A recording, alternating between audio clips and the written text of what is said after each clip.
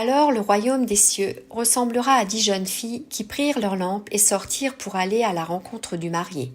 5 d'entre elles étaient imprévoyantes et 5 étaient avisées. Celles qui étaient imprévoyantes prirent leurs lampes, mais sans emporter une réserve d'huile. En revanche, celles qui étaient avisées emportèrent des flacons d'huile avec leurs lampes. Or le marié tardait à venir. Les jeunes filles eurent toutes sommeil et s'endormirent. Au milieu de la nuit, un cri se fit entendre. « Voici le marié, sortez à sa rencontre !» Alors ces 10 jeunes filles se réveillèrent et préparèrent leurs lampes. Les imprévoyantes demandèrent aux avisées « Donnez-nous de votre huile, car nos lampes s'éteignent. » Les avisées répondirent « Non, car il n'y en aurait pas assez pour nous et pour vous. Vous feriez mieux d'aller en acheter pour vous chez ceux qui en vendent. » Les imprévoyantes partirent donc acheter de l'huile, mais pendant ce temps, le marié arriva. Les 5 jeunes filles qui étaient prêtes entrèrent avec lui dans la salle de mariage et l'on ferma la porte à clé. Plus tard, les autres jeunes filles arrivèrent et s'écrièrent « Maître, maître, ouvre-nous !» Mais le marié répondit « Je vous le déclare, c'est la vérité, je ne vous connais pas. » « Veillez donc, ajouta Jésus, car vous ne connaissez ni le jour ni l'heure. »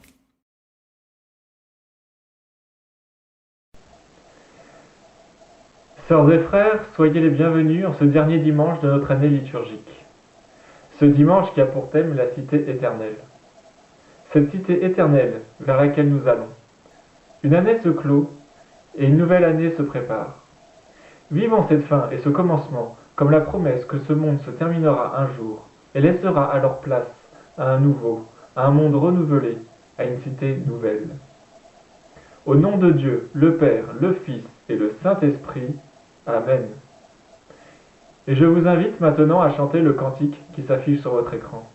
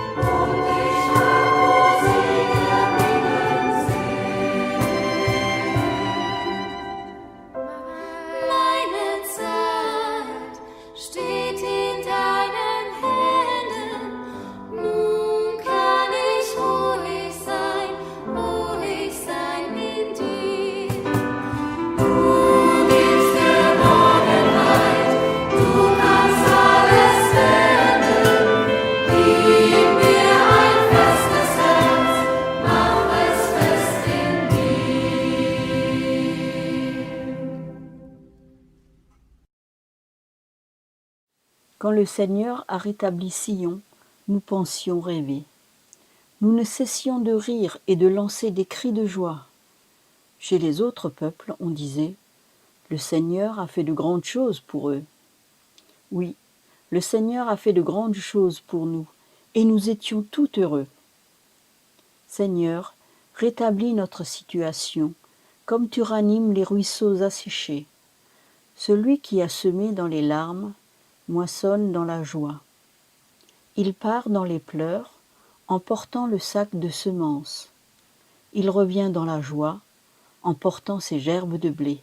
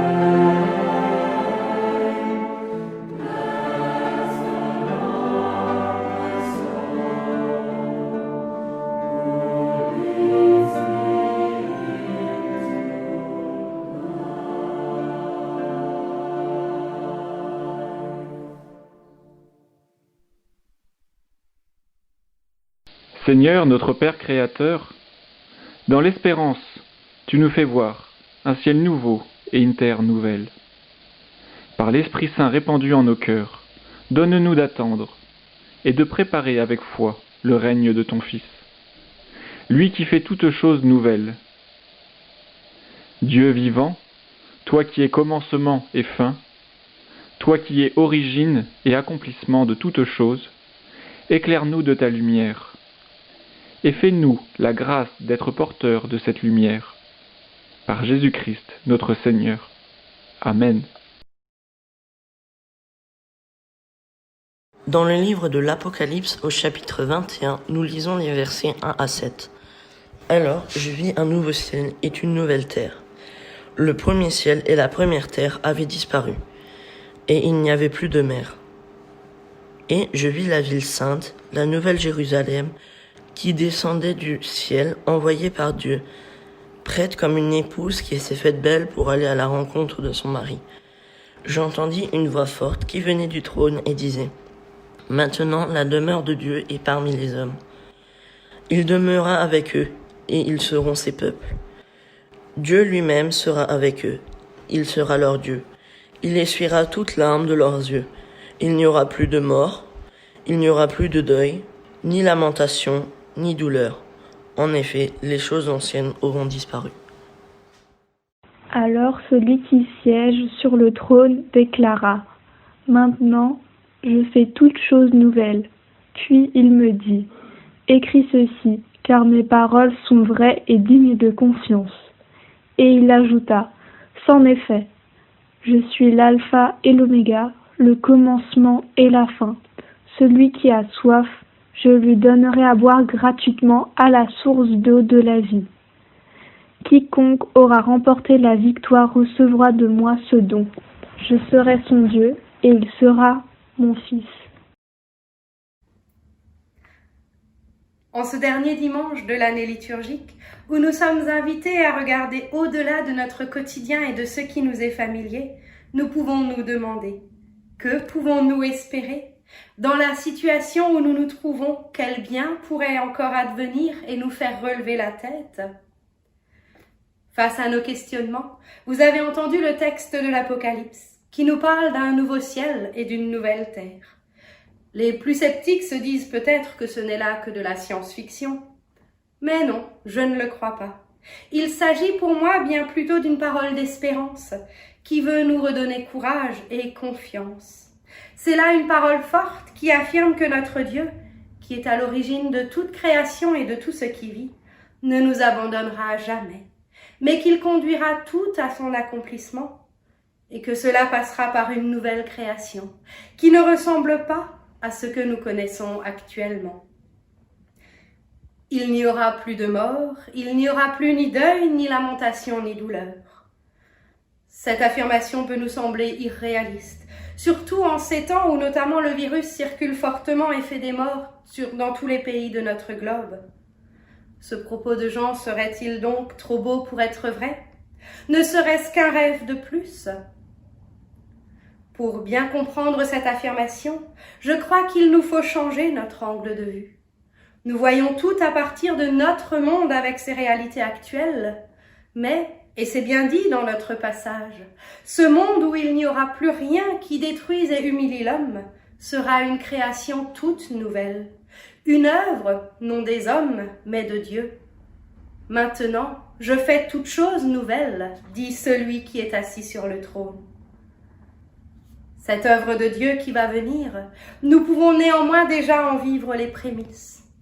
En effet, Dieu s'est déjà engagé envers nous les hommes en nous envoyant son Fils Jésus-Christ, en devenant par lui et pour nous l'Emmanuel, ce Dieu tout proche de nous. Par ses paroles et ses actes, le Christ a déjà fait souffler un esprit nouveau sur la terre, un esprit semblable à celui qui guidera le nouveau ciel et la nouvelle terre. Les pages de l'Évangile nous le racontent très bien. Avec le Christ, l'espérance a refleuri dans le cœur de ceux qui désespéraient. Des malades ont été guéris, des laissés pour compte ont été accueillis. Des femmes et des hommes se sont réconciliés avec Dieu, avec eux-mêmes, avec leurs prochains. Alors, c'est vrai, tout cela c'était il y a très longtemps. Mais qu'en reste-t-il maintenant? Eh bien, sœurs et frères en Christ, aujourd'hui encore dans notre monde, nous pouvons découvrir que Jésus est présent et agit. Partout où il trouve des cœurs disposés à s'ouvrir à lui. Partout où il y a des hommes prêts à laisser son esprit souffler. Et si nous réfléchissons un peu, je pense que nous avons toutes et tous déjà pu en voir des signes. Lorsque la discorde fait place à la paix, lorsque l'indifférence fait place à l'entraide, lorsque la critique stérile et le jugement acerbe est remplacé par la bienveillance, lorsque c'est le chemin de la patience, de la douceur, du don de soi qui est choisi. Oui, chaque fois que nous vivons et sommes acteurs de ces changements positifs, porteurs de vie et d'avenir, nous sommes déjà citoyens de cette nouvelle terre et de ce nouveau ciel. Ainsi, ce que nous révèle Jean dans ce passage, ce n'est pas de la poudre aux yeux, ce n'est pas une illusion de plus, mais c'est une réalité concrète qui ne demande qu'à devenir plus grande et plus solide jusqu'au jour où elle adviendra totalement. Mais pour cela, c'est à chacune et chacun d'entre nous de participer dès aujourd'hui. Car il nous est bien dit, tel sera l'héritage du vainqueur. Je serai son Dieu et lui sera mon fils. C'est là pour nous une invitation à ne pas nous détourner de Dieu, même et surtout dans les moments difficiles où il peut nous sembler absent. Ne nous laissons jamais emporter par le courant et les modes de notre monde, mais restons fermement attachés à notre Dieu, à celui qui ne nous laissera jamais perdus et sans avenir. Ainsi, la possibilité de vivre dès aujourd'hui de cette nouvelle création de Dieu ou non a un rapport avec notre lien à notre Père et Créateur. Oui, ce texte nous interroge. Comment vivons-nous avec Dieu? Confions-lui nos joies, nos peines, car nous avons l'assurance qu'il nous écoute. Croyons-nous vraiment qu'il est à l'œuvre concrètement dans nos vies? Celui qui remet sa vie entre les mains de Dieu et place sa confiance en lui peut sentir qu'à Dieu rien n'est impossible et que donc cette nouvelle création dont nous pouvons déjà sentir les premiers effets deviendra pleinement réalité. Ainsi, sœurs et frères en Christ, chaque jour, guidés par notre Dieu, le Dieu de Jésus-Christ, participons, par nos paroles, nos actes, nos états d'esprit, à l'avènement de cette nouvelle création promise dans le livre de l'Apocalypse. Oui, donnons déjà ici-bas à nos vies mortelles un goût de vie éternelle. Vivons déjà sur terre, ici et maintenant, les prémices du royaume, jusqu'au jour où nous serons avec Dieu pour toujours. Je nous souhaite qu'il puisse en être vraiment ainsi pour chacune et chacun d'entre nous. Amen.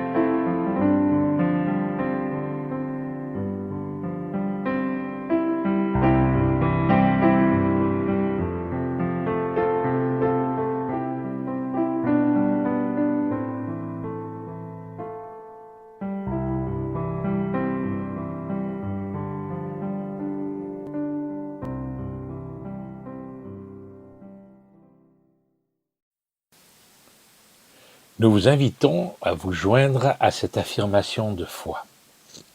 Nous croyons en Dieu. Malgré son silence et son secret, nous croyons qu'il est vivant. Malgré le mal et la souffrance, nous croyons qu'il a fait le monde pour le bonheur de la vie. Malgré les limites de notre raison et les révoltes de notre cœur, nous croyons en Dieu. Nous croyons en Jésus-Christ. Malgré les siècles qui nous séparent du temps où il est venu, nous croyons en sa parole. Malgré nos incompréhensions et nos refus, nous croyons en sa résurrection. Malgré sa faiblesse et sa pauvreté, nous croyons en son règne. Nous croyons en l'Esprit Saint. Malgré les apparences, nous croyons qu'il conduit l'Église. Malgré la mort, nous croyons à la vie éternelle. Malgré l'ignorance et l'incrédulité, nous croyons que le royaume de Dieu est promis à tous. Amen.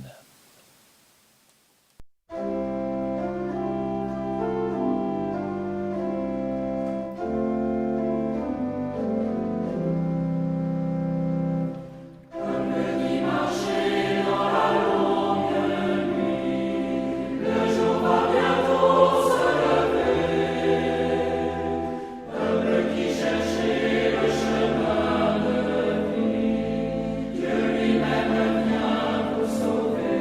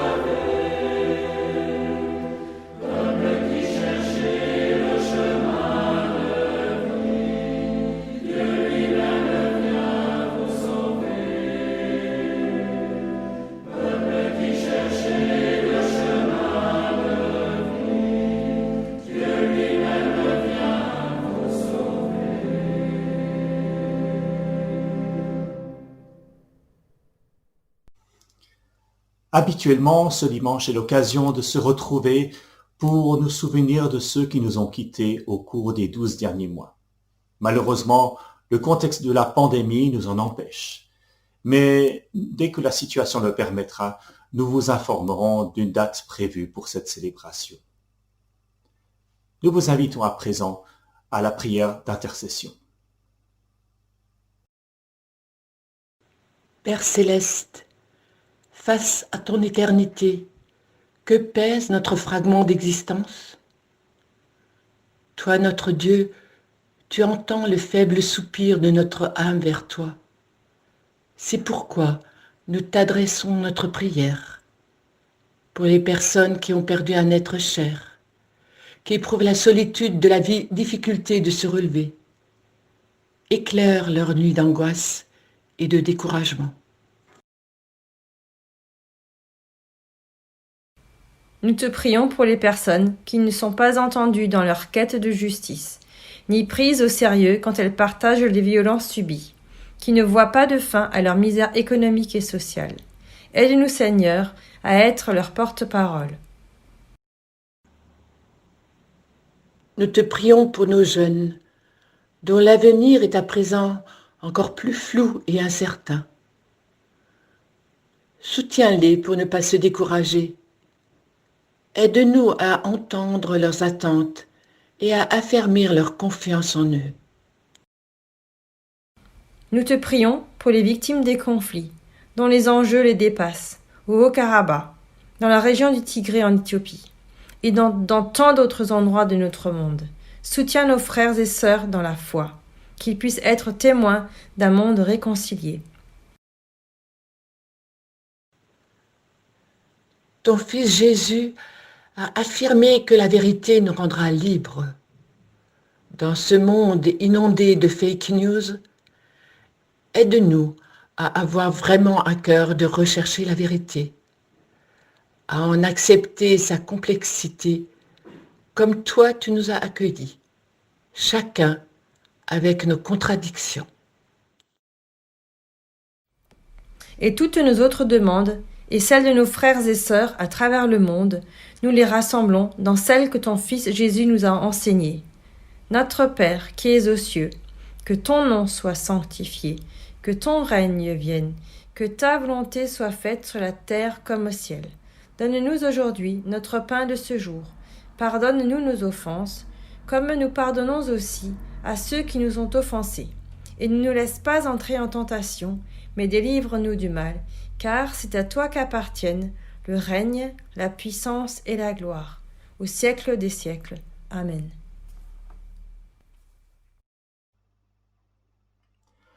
Notre culte touche à sa fin. Nous vous remercions pour votre fidélité et nous vous donnons rendez-vous dimanche prochain pour le culte du 1er Avant. Bien entendu, vous pouvez suivre ce culte à tout moment de la journée et de la semaine. En attendant, portez-vous bien. Et avant de nous séparer, nous écoutons la parole de la semaine, une parole de Jésus. Tenez-vous prêts avec la ceinture serrée autour de la taille et vos lampes allumées.